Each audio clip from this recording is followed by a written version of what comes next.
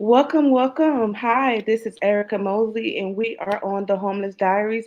And we talk about real life things, either whether that's tech, homeless, social impact. The list goes on and on. And today we have CEO of Kofi, and I hope I'm saying that correctly. Yeah. All right, Cool. perfect.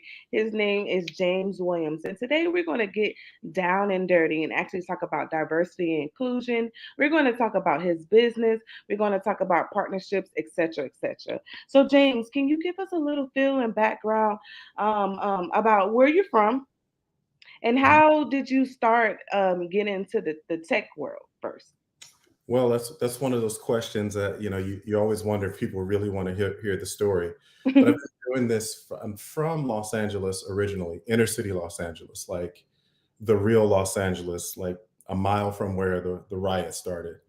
And I got into tech at about 9 years old. Kind of went to work with my father at the time, and kind of a passion was born at that point. And I did the normal stuff that you see people do. Went to high school, went to college, got a computer science degree, and then was fortunate enough to have the opportunity to sort of dive into my passion.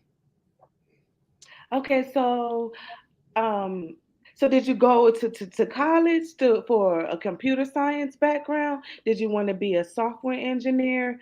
How did you make that pathway? Yeah, so I wanted to be a software. I've only ever wanted to be a software engineer. That's the only Okay. thing I ever wanted to do, and I think it's probably the only thing I'm capable of doing is software. So I did go to college. I went to California State, Dominguez Hills. That's where I studied, and I just went and got a computer science degree. It was just one of those rare geeks, sort of born in the inner city. Okay, so I need to narrow this down. So, as a diverse candidate, how did you know about software engineering? Like, how did you know about it? You know And what's that's what you funny? wanted to be. It's funny. My parents were divorced at the time, and what my mother didn't know is that my father didn't have care for me when I was with him. So at the time, I think he was working for either Bank of America or TWA, and he took me to work. And so I sat in the cafeteria, and to keep me occupied, they gave me these computer printouts on like a dot matrix printer back then. And I was just a kid sitting in there, and I was sort of around it from like 9 to 12 years old, and sort of watching Star Trek one night, decided, this is what I want to do. I'm going to write software one day. Wow. And did you start coding like when you were a kid, like doing little small projects Yeah. as well? Yeah. Yes. So you have to imagine you're in the inner city, ghetto bird going off, you're in your Uh-huh. room, you're supposed to be asleep going for school, you have a little magazine, you've got a Commodore 64, no way to save there's no hard drives. So you're just typing away, plinking away, making little stupid programs and making little games. And, that's the story of how a lot of people get started in software. They just start trying stuff. It's a very trial and error centric industry. And you just start playing around. And then when I blasted out of high school, I got my shot to go to college. Do you hear that, guys? For future software engineers, you have to try new products. You have to try new things. You have to get down and dirty. No, you're not going to know exactly what you're doing, but you're going to have to know. Just try new things. So the reason why I'm asking that, because a lot of people just try to figure out why you became a software engineer and how did you navigate through that. Thank you so much for answering that. So now that we got your background, so now you're in college, what made you want to start up an organization, or did you start as a software engineer at a company first? Yeah, so I started when I first got out of college. I couldn't get a job to save my life, at least not in tech. So at that time, I started teaching math. Right, so I always had kind of a gift for that. So I started teaching mathematics. When I got my first shot, I think the company was like Pacific Image Communications, and back then we were writing modem software. At that time, I didn't really have an aspiration to run my own organization. I just wanted to be an engineer. But after so long in being in the industry, I just didn't see a lot of opportunity for minorities, specifically women who were left on the bench, and obviously black and a woman was like scarlet letter. So I put in my head one day, I'm going to go run an organization, and sort of the best way to answer the diversity question is to go start your own business and hire your own. Okay, so before you say you got out of college, right? And it took you a long time to get a job. Why would you say that? Because that's a lot of the issues for us to get into the tech company. Do you think it was because the lack of experience or your color, your resume, the application tracking system? What was it? I think it's D, all of the above. I think, one of the things they don't teach you when you get a computer science degree is they don't teach you how to interview. They don't teach you to have an emotional IQ. You get no training, at least back then. I think they're a lot better now in terms of understanding what world are you entering and what is it going to be like? What are they looking for? When they ask you, why do you want this job? What do you say? And also learning how to hunt for a job. One of the things I didn't do in college is build an appropriate network. And so you come out of college and you think I can code. I'm all good. Yeah. I got this. Right. Yeah. And then you send your first resume in manually, right? And then you get an interview and you show up and you have no idea what to say. And so I think it was a combination of not having interviewing skills, had zero network, zero connections in the industry. And, to be frank, they weren't looking for a guy like me. And then when you finally land the tech role, right? And you said you were in it for so long, right? And you noticed the lack of diversity and inclusion. How long was that? Was it? Well, I had been at a lot of the bigger companies back then. Symantec was the Google. I worked at Symantec, and I think in the years that I worked at Symantec, I saw one other black dude in passing. I've been to 14 startups. And in those 14 startups, you see all of these startups exits, right? You hear the story of the Silicon Valley. You hear the story of all of these people making all of this money by being one of the first 5 to 10 employees.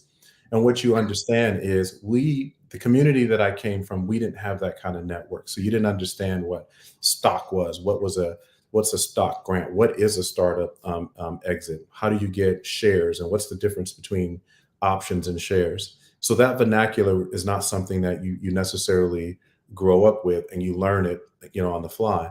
And after a while, you start asking questions, right? You transition in your career to a point of not trying to be the top dog necessarily. And then that transitions into how do I help other people and how do I pay it forward? Because anybody who's successful has had a lot of help. That's perfect. So that maneuvers to my next question. So what made you want to start your business? Because of the lack of diversity and inclusion, or what? To provide opportunity, right? It's one of the number one reasons that I run a business and stay up all night running the business is to provide opportunity. The thing that worked for me, that was probably the difference between being on the street and going to college for a computer science degree, is I saw people at work. I saw my father interact. At the time, you saw your father interact with white people, and he was one of the smart dudes, right? And then from there, I built confidence, and then I realized hasn't been much growth in terms of our community being in tech from there. And I said, the only way this is going to happen, you put your money where your mouth is, go run a business and hire people. Okay, so right now it's only 7% of Black people in tech right now, Right. right? You Yeah. laugh. Yeah. Um, so, and I also am just to do some shout outs really quick, because you got Karma out here that say welcome. Sean says she glad to be here. Isaiah say incredible, right? Okay, so we have the 7% of Black people in tech. So what makes you so different, right? You're a tech startup, and what makes you so different? That's an interesting question. It seems rather cocky to say that I'm different. I think that there is, sometimes the opportunity doesn't come to your doorway, and for those of us who are fortunate enough, then you seek to capitalize on that slight advantage, because it's only a hair advantage. And then, I think it's hard work meeting lucky consequences. There were hundreds of people that grew up where I grew up, same neighborhood, same block, same high school, that were light years smarter than I. They just didn't have, they weren't fortunate enough to run into that type of opportunity. And again, that just goes back to, why run a business when you can earn enough money working for someone else? Because we got to do it, or no one else will. Yeah. Okay, so now we know your background, and now we know why you started the non your organization, right? Tell us more, and we know why you're unique, right? Tell us more about the organizations and your partnerships with the community, and is that hard or not? Because now you're in the other field in the startups, and Yeah, you're trying to get more diversity. I'm assuming, right? yeah. And it's only 7%. How is it? Is it an easier game? Do you think you should go back into the startups? How is it out here in the Well, street? well, I'm too feral to work for anyone at this point. Once you taste the meat of your own business, it's kind of hard to go work for someone else. Is it hard? Absolutely. I think the story of any entrepreneur is waking up in the morning feeling sick, not sure that you can do it, putting one foot in front of the other. Anyone that tells you it's easy and they had it all, I just don't buy it. But you are queasy. I mean, you have people who come to work, they have a 401k, they bring their children to the office and go, mommy or daddy works there. Like, and so when you run a company, you take that type of thing seriously. And when you take it seriously, it makes you feel sick, because you're one bad decision from everyone losing a paycheck, their 401k, Yeah. and hope. Right. So I think that that for me is a burden, I think, that every entrepreneur carries. Okay, so what type of partnerships do Mhm. you have um, right now with the tech industry, or is it with everyone at this point? Well, our focus for this year, we got our start in cloud, so cloud infrastructure, and Mhm. at that point in time in 2009, we got heavily in cloud infrastructure, and we were partnering with cloud providers like AWS, Joyent, Samsung, those type of guys. So we had a pretty good resume in terms of partnerships, and we were the technology firm that back then would migrate you to the cloud. Back then, now we call it a lift and shift. Back then, it was migrate to the cloud. It was when the cloud was very scary and people were unsure about the security of the cloud. Nowadays, we have a strong foothold in fintech. We'll never lose our grip in cloud, I don't think. And now we're quickly moving into Web 3.0 and blockchain. Cool. So what are some of the challenges, and what the things do you need? Do you need more software engineers? Do you Mhm. need more partnerships? Do you need more leaders like myself to for marketing development? What do you need? Because like I said, it's only 7% of black people in tech. How many percent of black people own their own tech company? Do you know? I think it's less. The last I checked, it was a while ago. It's pretty depressing. It's like less than 2%. Oh, okay, I'm pretty sure. And if you look at 100% ownership, where a venture capitalist doesn't own a ginormous chunk. In terms of the need, I think it's across the board. I think you obviously need marketing, you obviously need sales. There's a shortage of software engineers across the industry, and so having access to people who want to do a startup, having access to people who want to join a company and not just float, but actually help build a business. But I think in order to run a successful business, you need all aspects. So marketing, sales, and definitely tech. It is, you see, the path that I took to get to this point in technology is not what you see now. And to last this long in technology, Right. it pays to be strong in the fundamentals, I would say. And you definitely don't see a lot of that out there in the world today.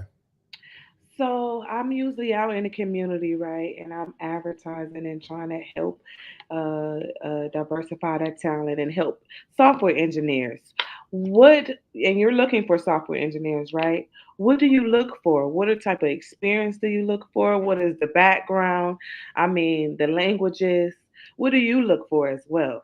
Well, first starting with culture and attitude and aptitude. For me, I look for the engineer that's the tinkerer, the person who has a passion project on a weekend or at night, a person who's constantly trying stuff, a person that's interested in the theory of computer science. Those are personally the type of people that I look for.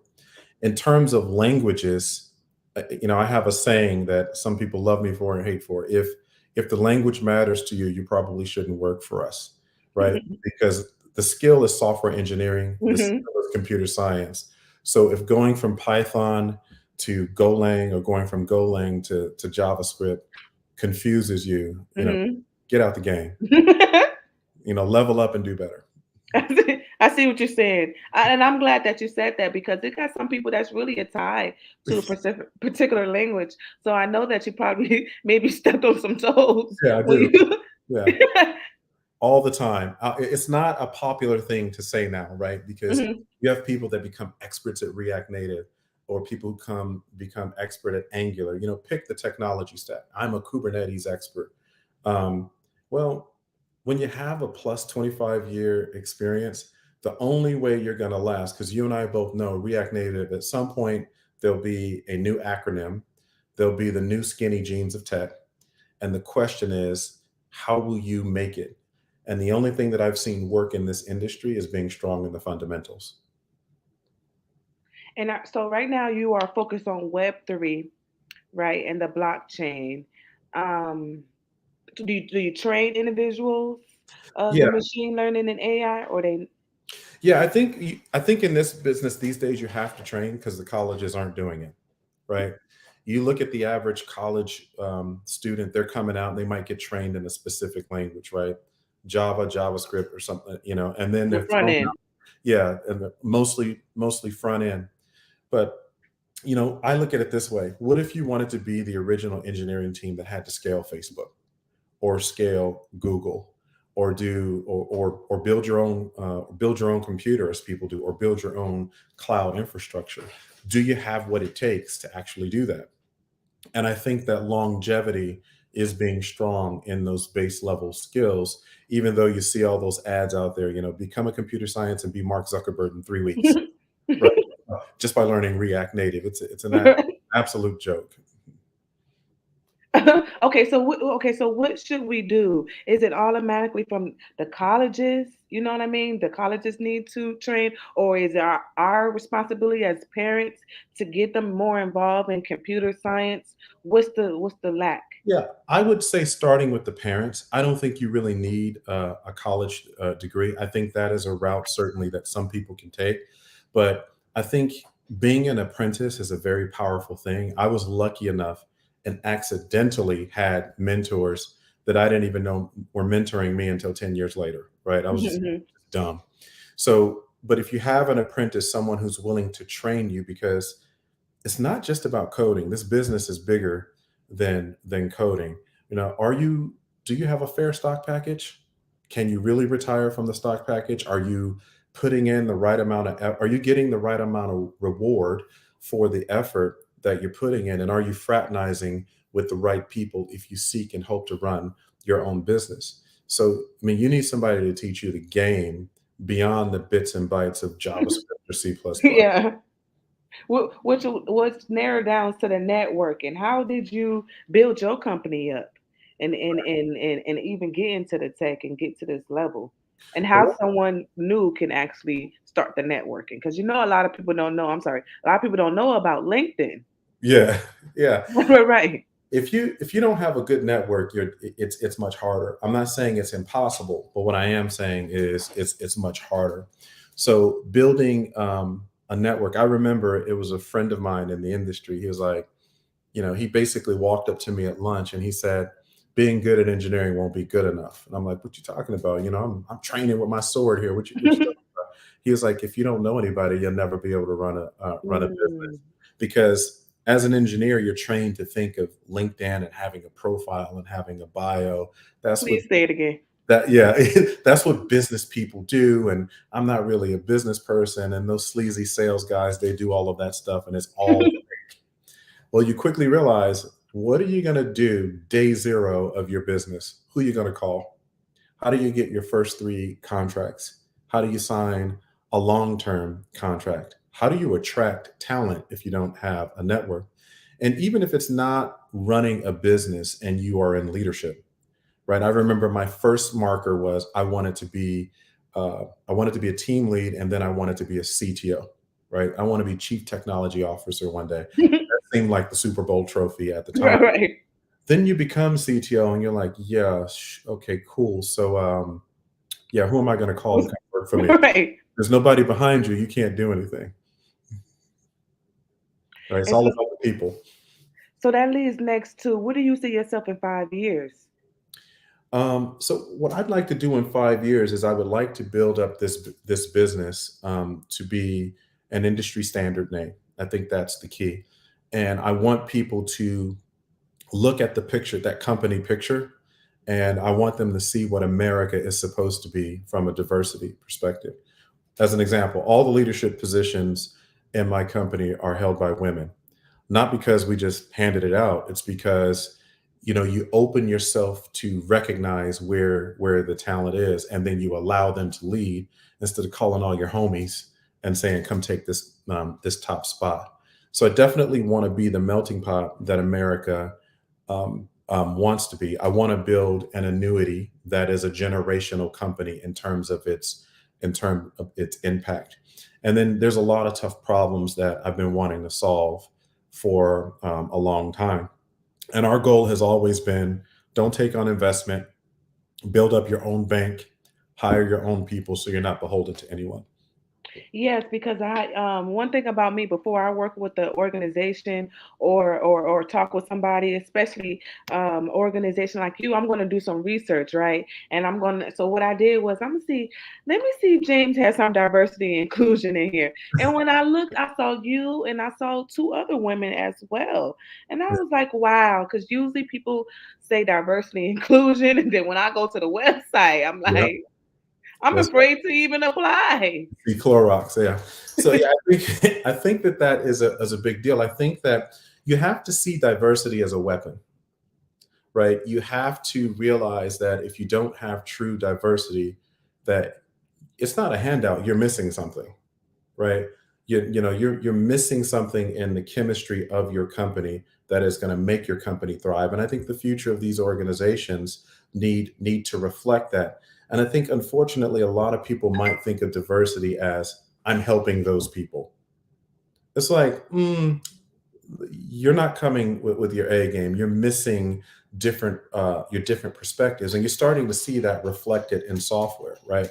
Why would an African American woman's perspective on software be absent from something like user interfaces, right?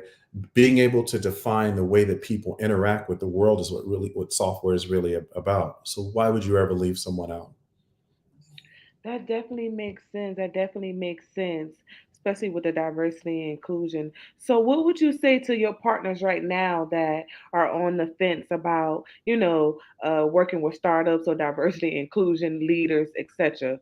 What would you say to them now, and especially due to the layoffs and stuff like that? What would be a great benefit to them? I think the biggest thing for what you see in software right now is you see a lot of gifted amateurs. You see businesses doing silly things like trying to cheapen the labor, right? Let me go overseas and see if I can get a guy with 15 years of experience for $9 an hour, that type of craziness. What I would say is that not enough leaders and people looking to work with software companies look for partnerships, someone who's going to take a risk with you, who's used to delivering results.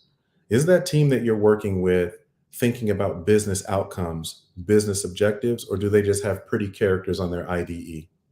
And who do you want riding side saddle as you try to achieve whatever your goals, right? If you are a mortgage company, you're looking to increase loan volume, right? You need more than an engineer who is making mortgage workflows. You need an engineer who's thinking about the end goal and therefore the objective of your particular company.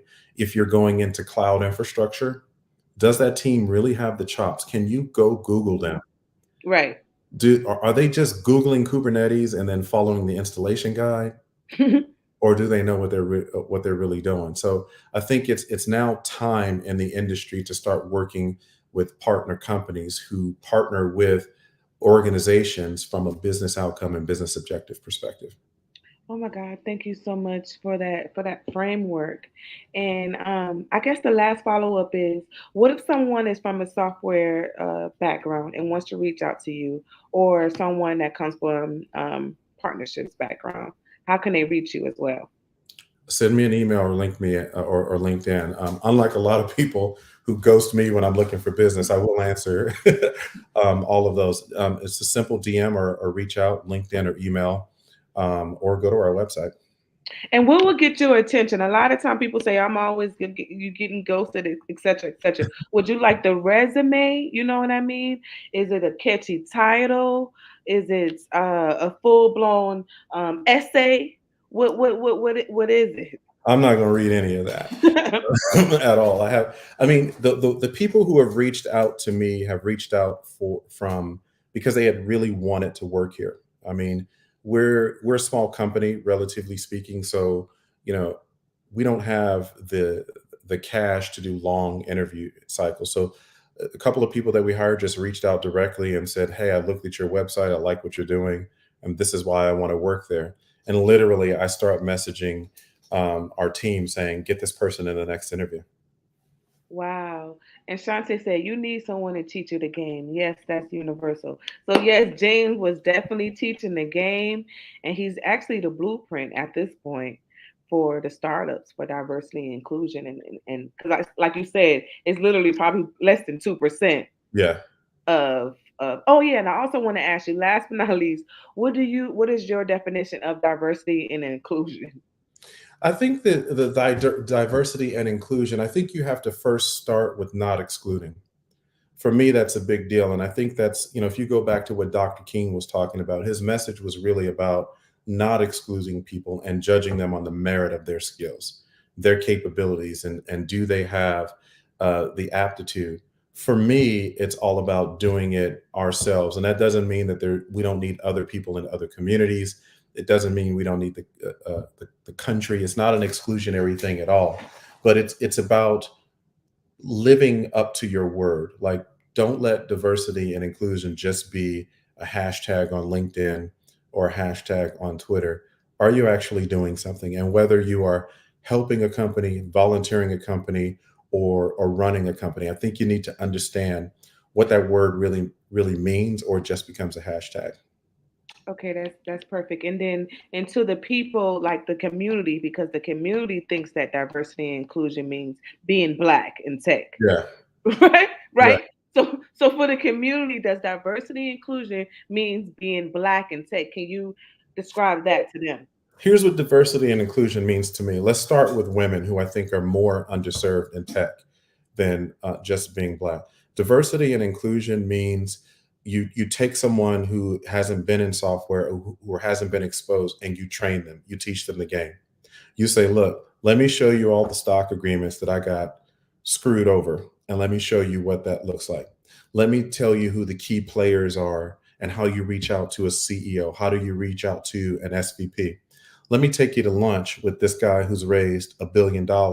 Just sit in there and listen so that you can smell the room and understand the vernacular and the language. It's not just hiring people. It's hiring people and training them to win in this industry, because I mean it's not dominated by us. So I mean I think a lot of people stop at that step and they say, look at the number of black people I've hired over the last 6 weeks, over the last 6 months. So what?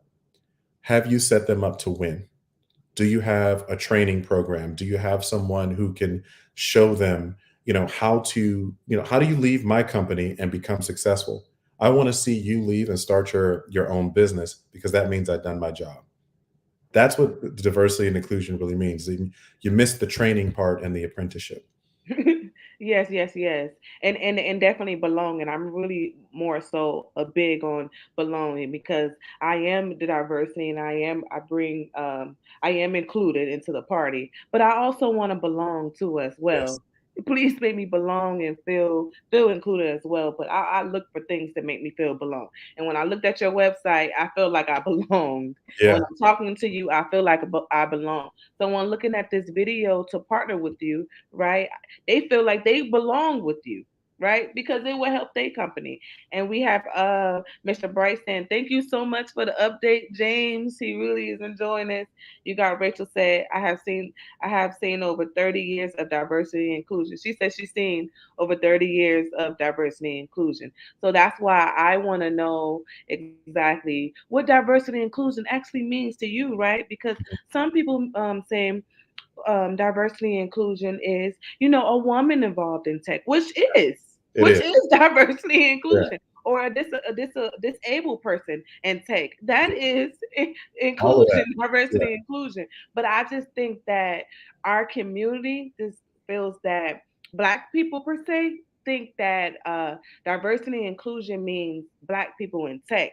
because of our language of diversity and urban and all that stuff. We kind of get it confused. You know what I mean? I agree with So, that. I agree with that, and I think it's not omitting any culture, to be honest. And I think that, I remember, when I was getting my first jobs in 1993, 1994. I joined a company. I'll leave their name out because of what I'm about to say, in 1995. And I remember them telling a woman with braids, she needed professional attire, right? So you look at that and you go, is that exclusion? Is that not inclusion? And what you really see is that's just lack of understanding that there's a different culture, right? So I think that having people in leadership positions who are from a diverse background, you understand cornrows and locks a lot better than someone who's been in their own bubble. right. And that's why I just usually just touch on not diversity and inclusion so much because I personally get lost in the sauce. Yep. I just say the 7% of Black people into tech. Yeah. We just focus on that because that's the only box that I'm actually included into the 7% of actually Black people into tech. And when I say Black people, I mean African Americans. You know what I mean? So I 100%. just focus on that narrow because that's the only thing that I can concentrate on. And that's my definition of diversity and inclusion. 7% of Black people Right. in tech. And again, yours can be different. You know what I mean? Being a Black man or maybe disabled, whatever it is. So, do you have any last final thoughts? This was really, really, really great. Everyone is like, "Thank you, James," and he gave his contact information as well. Is that on? Because this is, like I said, this is going to be on television. This is going to be on the YouTube live, YouTube, Facebook as well. Where can they connect with you, James? Yeah, I think go to COFEBE.com. So COFEBE.com. Not hard to find on LinkedIn. Send me an email. I'd love to help. And I'm also open to sort of offering a lot of advice at no charge because I really do want to see people win. Wonderful, wonderful. And so we definitely include with that. Do you have any last final thoughts? This was definitely amazing. No, I would say thanks for having me. I was glad you reached out. I've been a fan of watching. Usually, if I see that you're doing something live, I join. I think you're doing a great job. Definitely. And we will definitely do a follow up to see how it's going as well. If someone reach out to me and want to connect with you, I definitely will continue to reach out. And this is not the end. This is Yeah, just saying, see you later. exactly. I appreciate that. Wonderful, wonderful. And definitely until next time. My name is Erica Mosley, and we have, what's your name? James Williams. James Williams. You guys have a great day. Until next time. Bye. Bye now.